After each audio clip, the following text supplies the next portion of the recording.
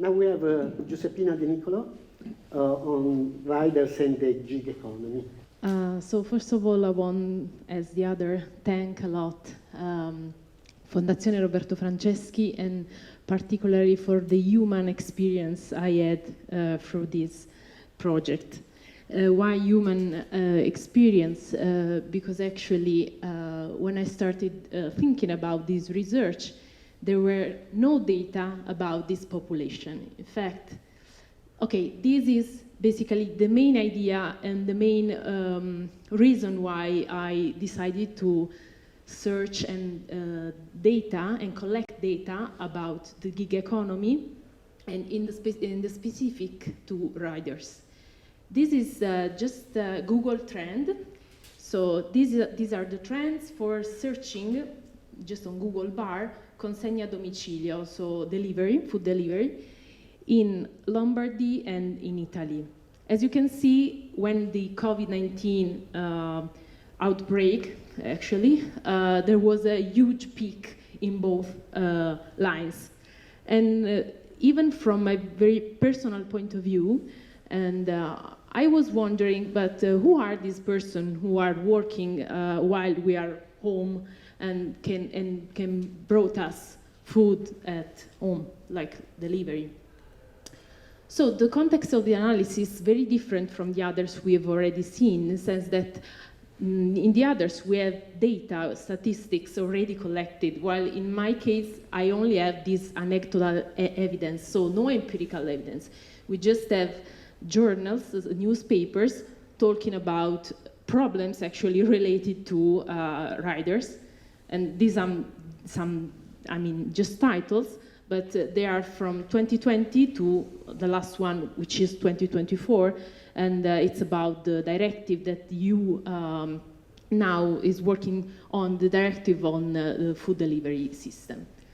So the only literature actually existing was about a paper from Banca d'Italia, which was basically comparing the three different categories of workers who shared some peculiar features, but then they have very different treatment in terms of employer status, in the sense that they were just comparing food delivery system with others two which were comparable, so couriers and storekeepers. But as you can see from the last graph, the number of contract, like full contract, is very different from the three graph. This is showing that in the food delivery system, the majority of contract were progetto co, so which is a precarious type of contract, while on the others, so storekeepers and the other one, which is delivery couriers, the majority was about full-time contract. And this is interesting because this is one of the points that trade unions also brought to the table with the companies in the food delivery, showing similar features, but then having different treatment. By the way, according to the EU Commission, in 2022, there were 28 million of digital workers, so not only food delivery workers, but also in general gig economy workers, which means, for example, people which deliver services through a platform. And this is the peculiarity of gig economy. So there is a platform who is the intermediary between the client and the worker. So the main idea was then searching for data, and so the bulk of my research was collecting them. And I also put a photo on the right with the riders. The three main aspects I wanted to collect data on were demographic and socioeconomic characteristics, work condition, and well-being. And Where I found for data, I searched first in Milan and then I moved to Bari. Why? Because in that time there was still the pandemic, so in the preventive case in which other restrictions would have been created for the movement of people, I decided to stay actually in my region. So in the end, I got 242 numbers of people who responded to the questionnaire. The questionnaire was online, of course, with a QR code. And the way in which the data were collected were through hotspots. So basically, places, mainly McDonald's, where riders are used to wait for orders. In fact, it's, if we go through McDonald's in Milan, it's very common to see riders there. And then there was an economic incentive, so they were paid with a mobile top-up to respond to the questionnaire. And this also gave the opportunity not to double count riders, using the mobile phone number as an ID number. So these are some data and some results to show the riders, draw the riders' profile. As you can see, there were different. There is a different configuration between Bari and Milan. In the case of Bari, mostly of riders are Italians, while in the case of Milan, most of the riders are from other countries, specifically Nigeria. This, of course, is just a hint, is not an academic and data proved idea, but this can give a hint about the unemployment level in the two cities. And then moving to the sample percentage distribution by company, we had the full spectrum in both Milan and Bari. Just a note. Now Uber Eats is not working anymore actually in Italy. So just to say how even it's developing in this case this framework. Then about the age of distribution, even here I found some comparability with the data of Banca d'Italia, since the majority of riders are young, basically, and men.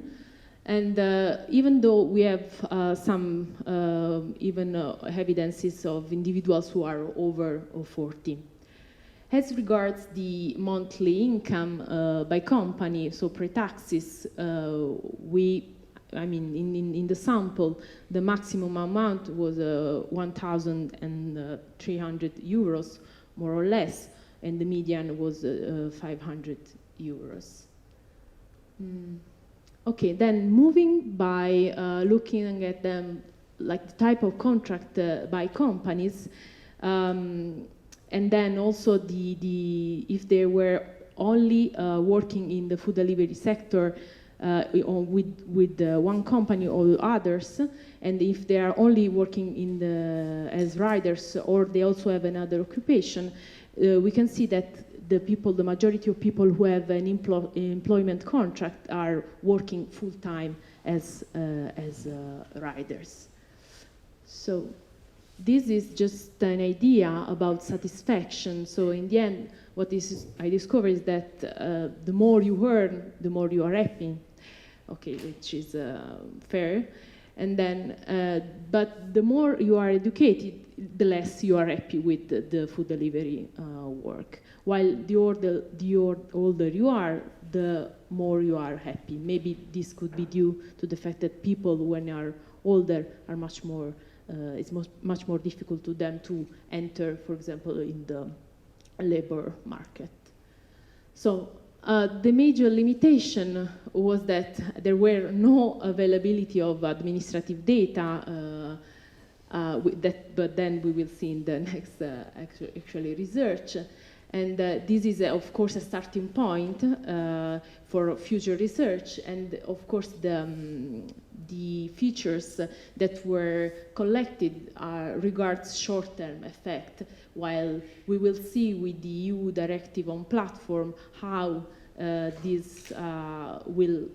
how in the future these topics will will be declined, and also will be how member state actually will react to the EU on platform, and that's it. Thank you. Thank you. Any question? Thanks for the presentation. So I was just curious to know whether there was any difference in terms of take-up and attrition by nationality. So were foreigners more or less likely to answer the survey, drop out of the survey? Thank you for the question. Actually, this is part of one of the main problem I had, in the sense that I wanted to also have a follow-up on riders, but for this reason I couldn't then go on this stream of work, in the sense that yes, there was attrition specifically with foreigners, people, even though I tried to make the questionnaire the more easier, in the sense that there were different languages, so it was not only in Italian, but yes, I confirm. And even when people were older, I saw this through the data collection. But to work for these companies, these people, they need to have a permit, or they could also be yes, no, of course. Yeah. Probably you have few data points, but would be interesting to explore for some interaction terms, for instance, education nationality or education age, so to better understand whether, for instance, is satisfaction that the increase with age is due because of the effect of age, or because of the lower downgrading, occupational downgrading among older individuals. Just you can try. Okay. And thank you very much.